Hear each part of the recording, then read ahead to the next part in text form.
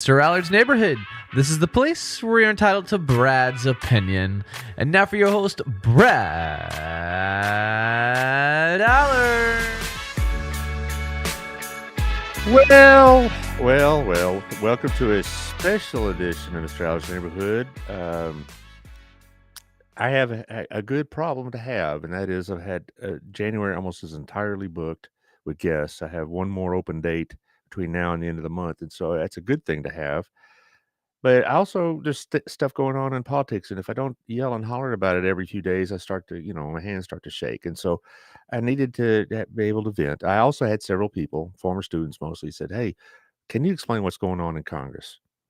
And I said, "Sure." So, I tried, I thought I'd do a show on it because there's a particularly sweet young woman in Kansas that's a former student of mine that's, a Democrat, by the way, who wanted to know what's going on and should she be concerned about it.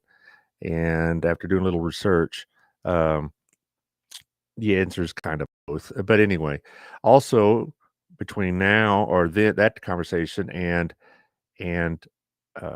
today's show, we had a couple other things pop up, and that is the war on gas stoves, hence the title, which I'm hoping people recognize the pun I'm making with Jumpin' Joe Flash. It's a gas, but apparently not everybody, Taylor. You know what? These kids.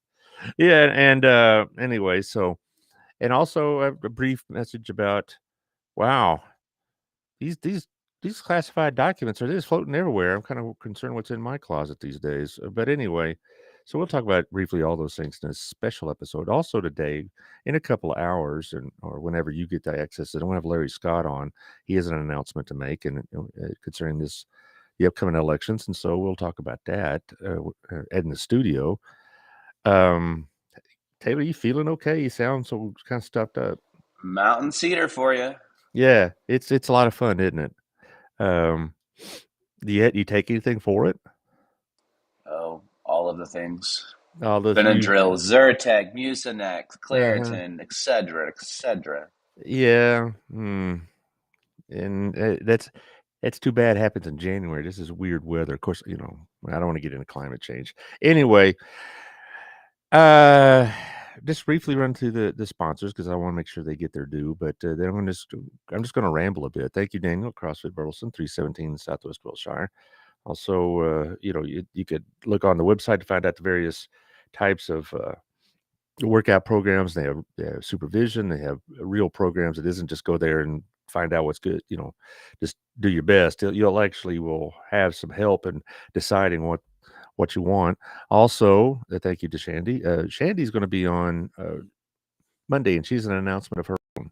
So we'll be talking about that at a special time at 10 o'clock to accommodate schedules. So Shandy Stocksdale is the person you want to talk to if you're moving in and around this area because she knows where all the real estate is.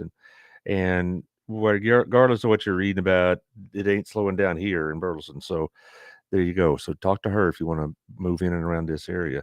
Also, thank you to our place. I'll be there probably tomorrow sometime.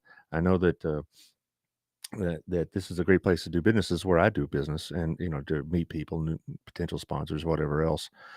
And it's great service, great food, and great staff. And I just really enjoy going there because they really do a great thing to make it a hometown feel on the highway in Alsbury. Also, thank you to Wild Cigar. I had Chris on early this week. I get my weeks mixed up. He was on Monday, and we were talking about what it takes to run a business and all this other stuff, and just odds and ends, and also about cigars. We got off on that. He really loves talking about cigars. It's a not just a hobby for him; it's passion. So it's really great. Conversation. If you don't know much about tobacco and cigars, I'd check it out. Also, thank you to Local Life Magazine with Tiffany. Nico, as always, does a great job. It's out already, I know. And if you want to see what's going on currently, locallifetx.com is available. Also, she does media work. So if you're looking for social media presence, she can help you with that. But it's a great magazine. It goes to 30,000 homes. It goes to over 110,000 people, probably more than that, because I see them out in the public, just like at our place. I see them on the counter, stuff like that. So a lot of people are seeing them. Also, thank you to Gayla over at Southern Gym. They're very busy still. They have a lot of people that got jewelry for Christmas, and now they're getting it resized or repaired or refit or whatnot. So they're doing great business on top of the windmiller building on the third floor, soon to be at the bottom of the windmiller building. Just as soon as construction can be completed.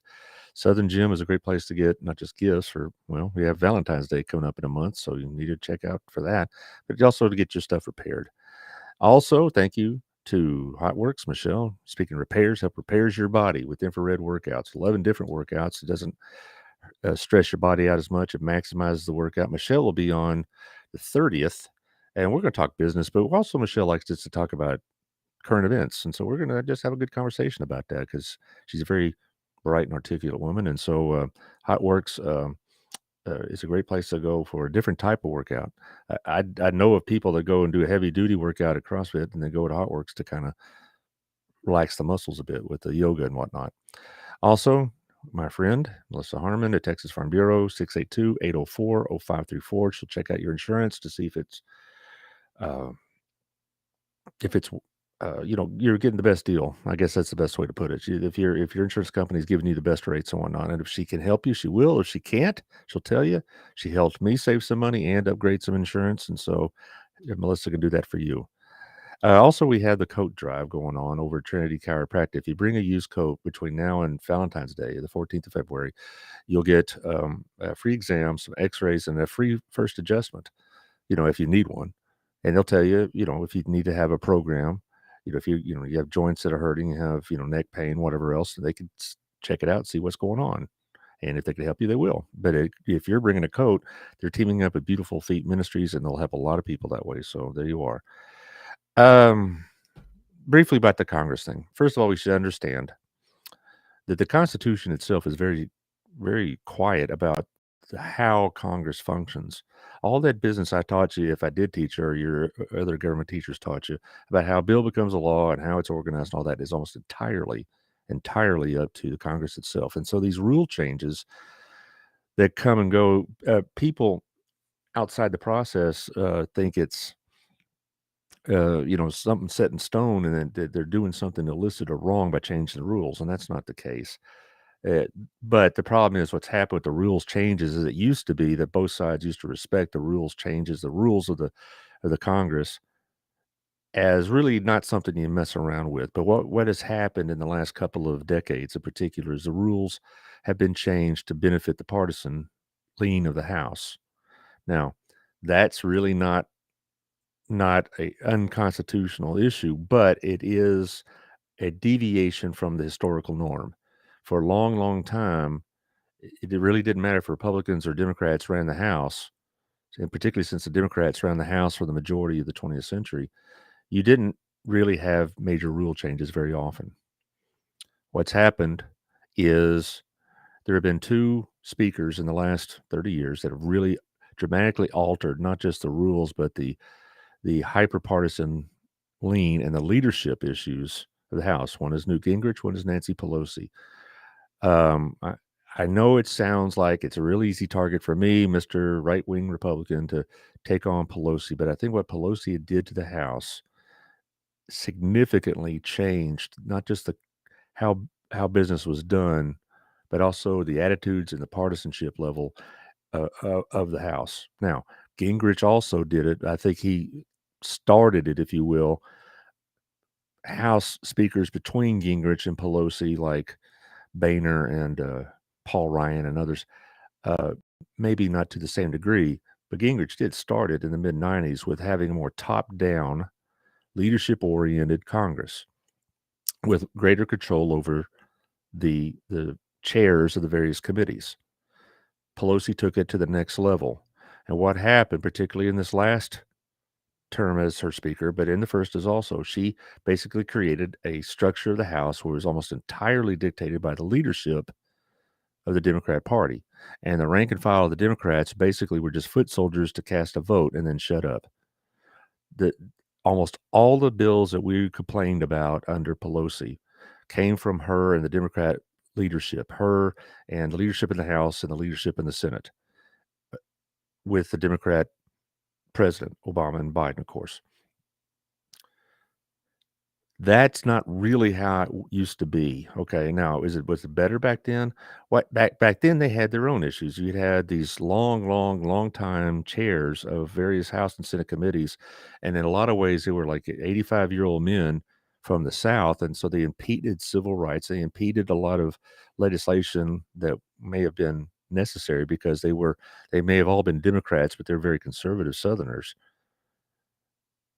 And so to break that chain, that's when they started in the mid 70s, they began to kind of take away some of the power of the chairs. And that continued under Gingrich, and finally hit its peak with Pelosi, where the chairs of the various committees in Congress really didn't even know what the bill was going to be that they were responsible for until it was handed to them by Pelosi and her crew and said, "Here it is, vote on it, shut up." Now, that's a brief history of what's going on. Now we go to last week and all the hair pulling and carrying on with Congress. The great German statesman Otto Bismarck said the two things you don't want to watch being made are laws and sausage. And we saw the sausage being made last week. What you saw on the air, on Fox, C-SPAN, MSNBC, whatever network you were watching or reading about in the papers, is something that would normally be done behind closed doors prior to the session even starting. So what you saw happens every 2 years when they reform the new Congress after the elections. We never see it because it's always done. The Democrats have their meetings and the Republicans have their meetings, and they hash all these things out. And then on the first day of the session, they go through this ritual vote, and boom, there you go, off and run. The Republicans didn't get their business solved in time because you had 20 holdouts. And McCarthy thought, well, surely when the cameras are on, they're going to change their mind, which they did not. So it gave a lot of people a lot of anxiety about what's this new Congress is going to be like, and is it going to be held under under like blackmail practically to Matt Gaetz and Lauren Boebert and radicals like that, or reactionaries like that, I guess is the better term. The answer is, again, what you saw really is not meant to be seen, in the sense that all that should have been done in last week of December, but they didn't do it.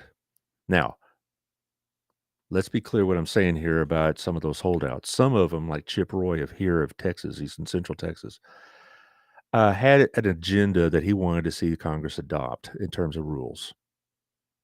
Boebert and Gaetz were just looking for airtime on Fox. I'm not going to justify Matt Gaetz in any context, or Lauren Boebert, or Paul Gosar, or Andy Biggs, or Matt Rosendale of Montana. These are the holdouts that finally on the 15th ballot said, we'll vote present, which lowered the number of votes that McCarthy had to get to become Speaker. They were pulling a stunt. They weren't advocating for greater democracy in the House. They weren't advocating for better rule changes. They were advocating for themselves and brand enhancement, so they can get on Hannity, or they can get on Twitter, or they can get on whatever platform they have at the time and make you think that they were there to save democracy. They were there for themselves, those last six. Okay, because when McCarthy finally agreed to some of these rule changes, which, as I'll go over in a minute, aren't all bad, then 15 of them, or about 14 of them, came across and said, okay, now that we got what we want, you have our vote. But those six aren't going to, never did, because they were not looking to change Congress for the better. They were looking for profile. They were looking for notoriety. Matt Gaetz has made it very clear he doesn't consider his job as a congressman to represent his district. He thinks it's to represent a cause or Donald Trump or whatever, but primarily he just represents Matt Gaetz. Same thing with Boebert. Same thing with these others I've mentioned. They're not there to represent their constituents. They're there to represent themselves and some ideology and self-promotion. So anything I say that sounds positive, I want to be clear, these people have nothing to do with it. Some of the things, though, that came out of this were positive.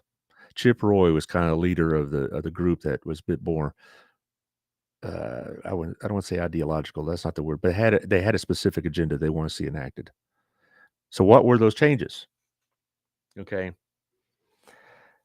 What were those changes? Well, one of them is they got rid of proxy voting, which I am on board with. It used to be, up until the COVID era, that you had to be on the floor to cast a vote for a bill, or in the committee hearing to cast a vote. Pelosi changed that because of COVID, and they never did change it back. And so basically, what you're having is this circus going on in committees where you'd have like 2 Democrats and 1 Republican, and supposedly they're supposed to be hashing out the bill, and then the chair would have the Democrat proxies, and the ranking Republican have all the Republican proxies, and they'd vote, and you'd have like this supposedly this committee vote, and with only like maybe a fifth of the committee actually there to cast it. So proxy voting was just a scam after a while. Maybe in the early days of COVID, it was necessary, but it was long past that point. And Pelosi kept it because she could basically just corral proxies and cast votes. So that was a good thing. No more proxy voting. Okay, and I applaud Chip Roy for that. Second of all, is what was happening also with bill passage is that you never had what they called, quote, routine order, where a bill is presented in the floor, it's sent to the Rules Committee, the Rules Committee sends it to the appropriate committee, which one it applies to, and they would have hearings and all this other stuff I taught you in school, right? You have hearings, you'd have testimony, you'd have evidence, you'd have the final vote. It goes back to the Rules Committee where they put it on the calendar and then they vote on it. That's the way it was supposed to be. Well, what was happening is that the chairs and the committees were not creating legislation. They weren't even having hearings on it. That ridiculous Inflation Reduction Act didn't have hearings. That was one of the things that Joe Manchin, until he caved like just folded like a cheap suit, was complaining about. Anyway, so they weren't having hearings. They basically, Pelosi said, "Here's your bill, go through this pantomime, and then bring it back to us." And that's it. And then there was no discussion, very little anyway. There was times they were voting on bills, they had no idea what was in it. Same with the Inflation Reduction Act in July, but particularly in the last budget bill that was passed right at the end of December, the whole process, which is a year-long process, mostly was done in 3 days. Most members voted for or against it without any idea what was in it. They had maybe big number black letter programs, in big bold print, how much they're spending on defense, but they have no idea what that defense money was going to. And so that whole thing is a scam. And so what some of these guys are doing was trying to prevent that from happening again. That's not a bad thing. Now, it slows things down. It takes a lot of power away from the speaker, which I am okay with. Okay? I had some of my Democrat friends, they were railing about this Republican Congress. What they're bringing back in some cases is return to regular order, to more of the routine that you read about in your textbooks or see on Schoolhouse Rock. All right, or so stuff like that. Other rule changes had to do with the fact that if you want to raise taxes, it's now a 60%, not a 50% vote margin. I'm not that crazy about super majorities in the House because it's not the Senate.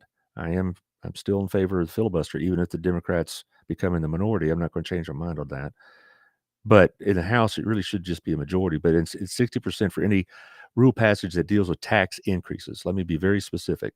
It's not on every legislation. But if any bill raises taxes, that needs a 60% threshold. So you'll need a supermajority to raise taxes. Sounds good to some, but there's going to be times when we need to raise taxes, and it's going to be very, very difficult. I know that sounds like heresy, but there are times when taxes need to be raised. Another thing is we have what they call, this is getting in deep in the weeds, but you have 2 basic philosophies when it comes to the federal budget: cut go and pay go. Cut go, well, let's try pay go first. Pay go, P-A-Y-G-O, is the idea that for every any bill that increases the deficit, you have to have a corresponding increase in revenue to make up for it, which with the Democrats always meant tax increases. The alternative is cut go, which is C-U-T-G-O, which is that any bill that increases the deficit must have a corresponding decrease in spending. The Republicans adopted the cut go method. So if they have a bill that increases the deficit by, say, $10 billion, under this philosophy, they're going to have to cut $10 billion elsewhere. So get ready for NBC and the rest of the crowd to start talking about the cruelty of the Republicans when they cut $10 billion from a $800 billion welfare bill or something like that. It's going to happen. So the difference is if they were going to do changes to the deficit, Democrats want to increase taxes, Republicans want to cut spending, which is, pretty traditional. It also had a lot. You also had some chairs that were changed. Seniority in the House used to be 95% of the reason why you became a chair of a committee. Now, Republicans had passed a rule amongst themselves that you would have a chair no longer in place for 6 years. I mean, 6 years was the term limit, so to speak, for a chair of a committee. And so we have a bunch of new chairs for the Republicans in the committees. And a big one, the budget committees run by a Texan, Jody Arrington of Lubbock. Okay, any downsides of these rule changes? I don't know if it's a downside, but if they do follow these rules, it's going to take a lot more to get a bill through the House, which I'm okay with.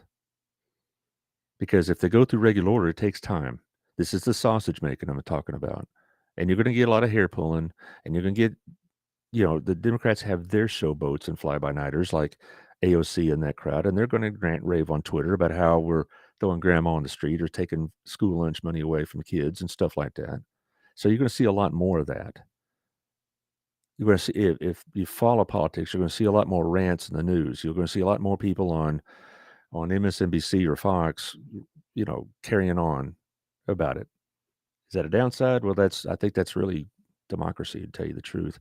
There were several articles, particularly in the more conservative ones, many of which just supported McCarthy, approved of what was going on. Why? Because they said this is what democracy looks like. This is the mess of Congress. This is what Congress used to look like.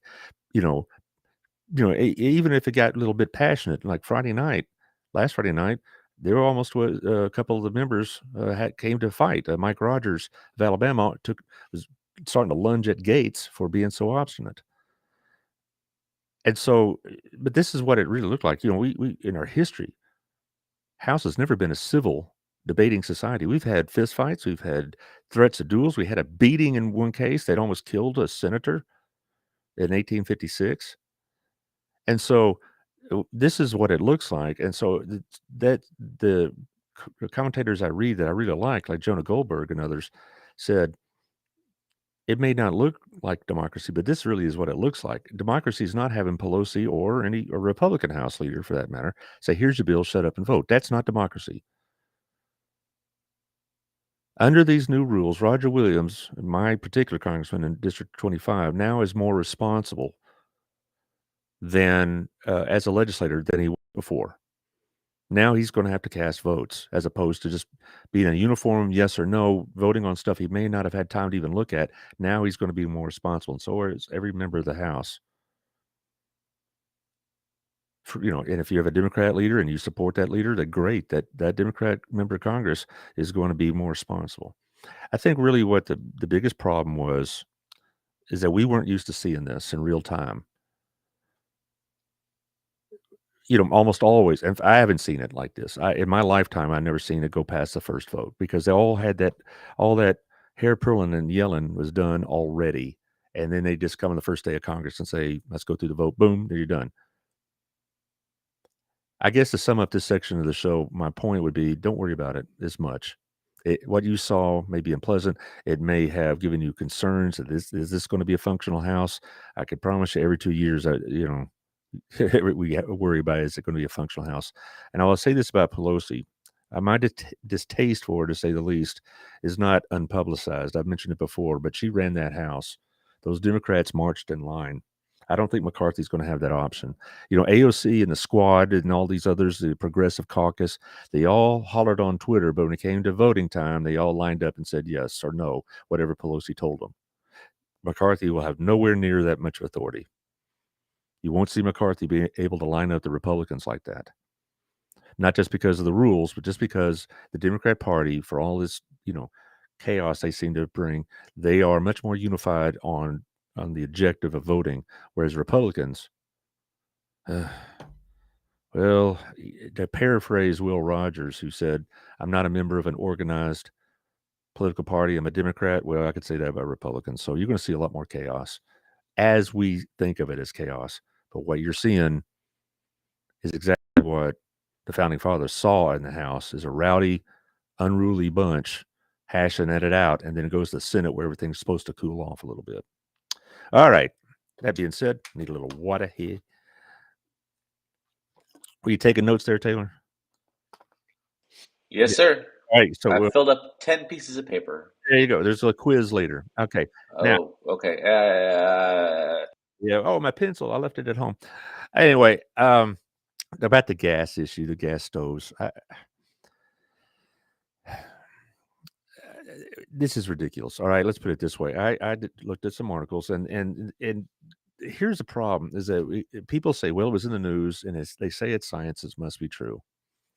And the reason why older people like me, we're not deniers, and we're not flat earthers, and we're not all these other people, but we do have a degree of skepticism because we've been around long enough to see the government countermand itself and the media countermand itself routinely over and over again about whatever science is. I've mentioned this before. When I was in high school, we were talking about the planet cooling off and all the issues with that. And then now it's climate change and the planet's warming up. It very well may be, but the reason why we're like, you're going to really have to prove it to us is because they were equally as passionate back in 1978 that we were going to be in an ice age. They continually, the news media, CBS News did this just a week ago, bring out this loser named Paul Ehrlich, who wrote a book called The Human Bomb back in the late 60s, is saying basically we would be extinct by the mid 80s. No joke. And it freaked everybody out. We read about excerpts from it in school and all this other stuff. And basically said we're going to not be able to feed our planet. Well, then, because the planet's growing, population's growing too big, we can't be able to feed them all. And then we come out with this new hybrid of wheat, dwarf wheat, that grows prolifically and fed the world and still does. We have an excess of food, believe it or not. We waste a lot of it here in this country. It's not so much that we don't have enough food, we just don't have enough in certain places. And a lot of that's not dictated by climate, but by politics and dictatorial governments. That's a whole nother topic. Back to the matter. They keep bringing Paul Ehrlich back in the 80s. We're going to run out of oil in the mid 90s. We're not going to have any drinkable water by the mid 90s. And on and on. He just was the most pessimistic guy. Now he's in his 80s and he hasn't recanted one thing, even though he's been proven wrong over and over again. And yet 60 Minutes wanted to trot him out a week ago Sunday, and for whatever reason, and have him be an expert. Now, same thing with, dietary guidelines. It's good for you. It's bad for you. Eggs are good. Eggs are bad. Meat's good. Meat is bad. On and on and on. So basically, most people just ignore all this, and they get mad when the government says, takes this kind of evidence of the day and try to make policy from it, like they do with gas stoves. Here, the Washington Post says that gas burning stoves in kitchens across America are responsible for roughly 12.7% of childhood asthma cases nationwide, on par with the childhood asthma risk associated with the exposure to secondhand smoke, according to a study. Well, they looked at the study. Other journals looked at the study, and it was completely bogus. It didn't account for any other factors why kids may have asthma, like atmospheric effects and maybe climate change and maybe the interior of the home and all this other stuff. Ventilation in the home. It had nothing to do. It was basically if you have a gas stove and you have an asthmatic child, that's the reason, not any other factor. So the study itself is basically not just disputed, but cast aside by most serious people. But the government took it, and Richard Trumka Jr. of the Consumer Protection Agency wants to ban gas stoves. All right. And, it's ridiculous. Now, will it happen? I doubt it. Why? Biden came out yesterday and said, I didn't want to take away your gas stoves, hence the title of my show. I don't want to take away your gas stoves, but he's responsible for that administration and the agencies within it. And they are doing these studies, and they are attempting to pass some rules that will prevent gas stoves from being built anymore. Which, let me tell you something. You think, well, I don't have a gas stove. I have an electric stove or electric oven. It doesn't matter. Almost every restaurant you go to that isn't, maybe some, fast food joint uses gas. All the higher end restaurants, all the mid range restaurants use gas. Why? Because you can control the temperature better. It once you turn it off, it immediately cools off, as opposed to electric stoves, which are still hot well after the time you turn it off. And I can vouch for that. I've done that more than once, or put my hand near the stove and almost got burned, even though it says it was off. The gas stoves are used for almost all your more intricate ethnic cuisines. Maybe not for Taco Bell, but for any, if you go to a restaurant, Chinese or Mexican or Italian that use, it's a little bit more high end than some mass produced food, it all use gas. But they also, the problem at the study, they showed that, how they did this study says that this effect is going on is that they sealed up the kitchen, turned on the gas, and said, "Oh, it's bad for you." CNN comes out and says it's like having a car idling in your kitchen. That's a ridiculous statement. If I'm not suggesting this by any means, but if a car was left idling in a closed garage, it would be toxic within about 2 minutes. And the kitchen, even with this sealed up, it didn't come close to that. But it was they basically tarped off the kitchen to do this experiment. And so basically, what you're having is the government overreaching yet again. I read this in the not just National Review and in the Wall Street Journal, which are typically lean conservative, certainly, but in more objective articles, Politico and whatnot, is that this was an overreach because the gas stoves are, first of all, a great number of your rural residents use gas equipment, propane. And I was talking to the king of Kiowa County, my cousin up there in Oklahoma, and the rules of even transporting and delivering propane gas have become pretty tightly controlled and expensive. But now you have a situation where just using it is going to be seen as an environmental risk. And also, you got AOC yelling about the use of gas is increasing the world's temperature and all this other stuff. The great scientist and deep thinker known as AOC. But basically, New York Times is really funny because a year ago, I'm reading this here. A year ago, they were saying, "Oh, the gas stoves are not a risk," and then they said last week they changed their mind. They basically says in 2021 that the activists have cooked up a scare that we don't think is warranted. You don't need to actually freak out. And then last week they said we changed our advice and no longer recommend hanging on to your gas stove for as long as it works. Okay, New York Times. Right then or right now, who knows? But this is why people distrust government. This is one reason why these agencies need to be reined in. And this is not some Fox talking point. This has been going on for a while, but they need to be reined in. This is not the EPA, by the way.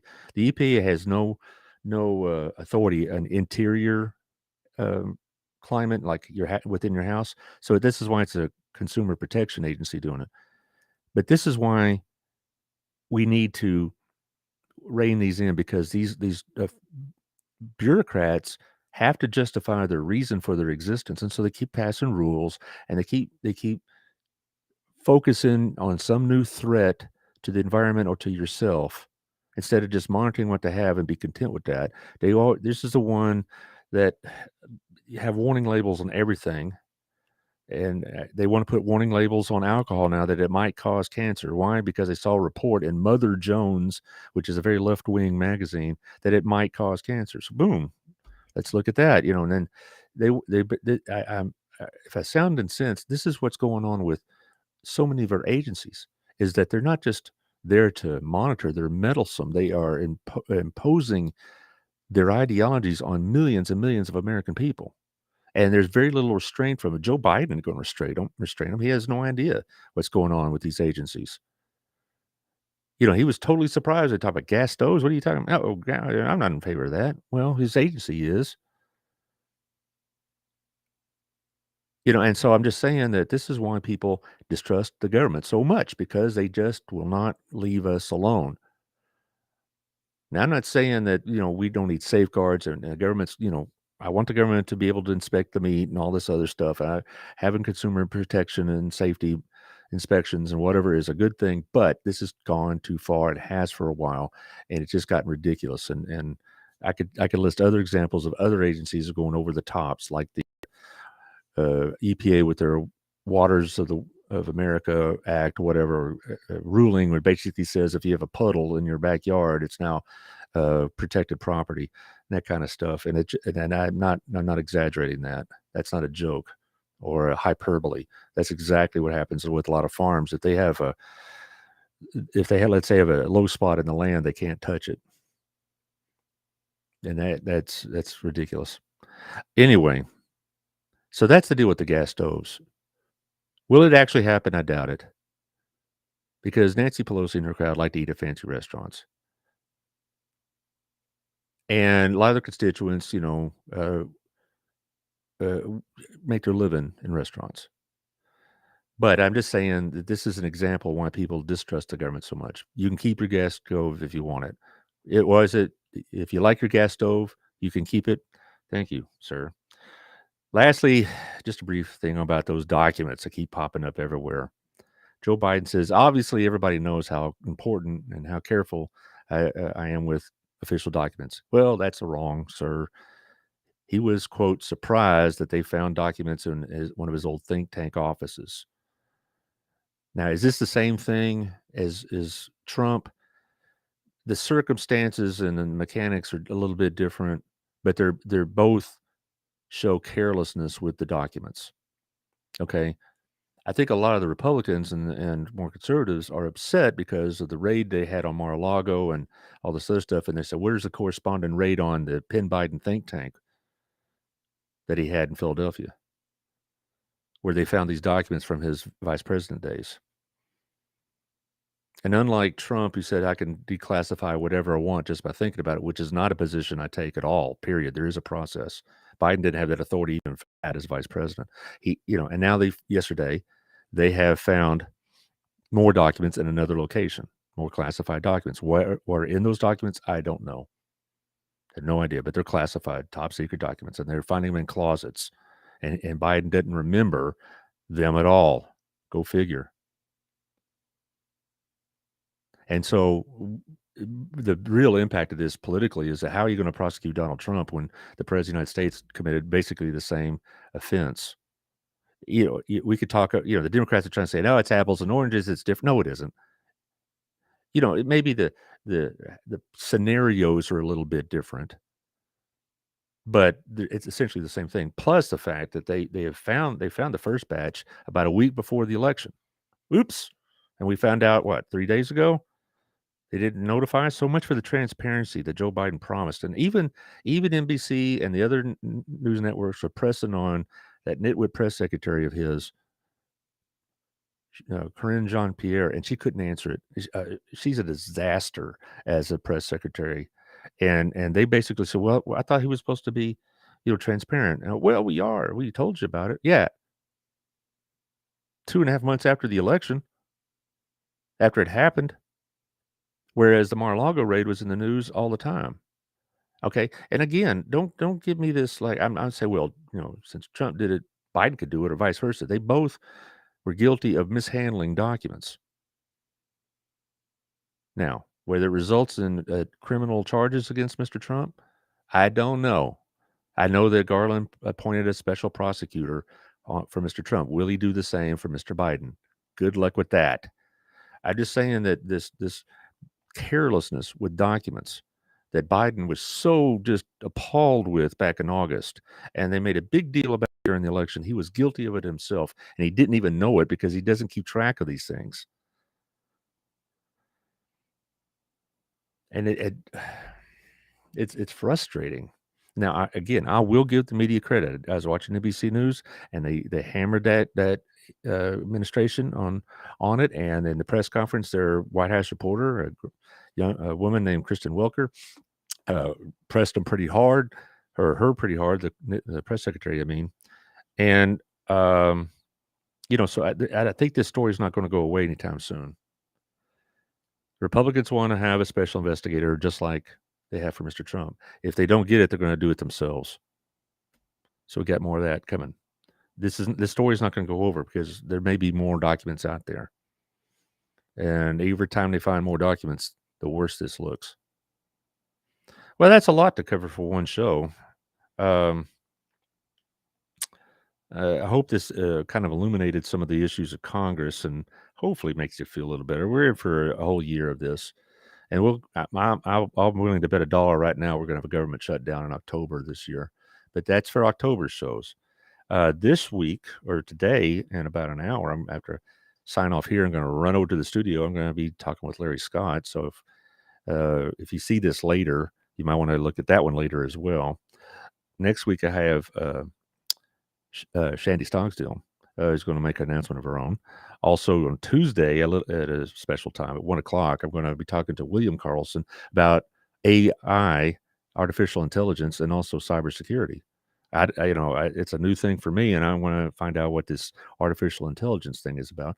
And then on Thursday, I'm going to get the name right because it was sent to me by BISD by Michaela Hill. I want to make sure I got the right person.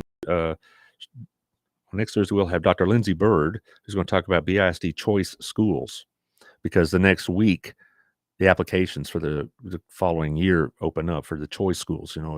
Some of y'all have kids in the system know that you could have schools of choice for elementary and middle school and even to high school to some degree if the programs match. And so Lindsay Bird will be with us next Thursday to talk about schools of choice. So that's all for next week.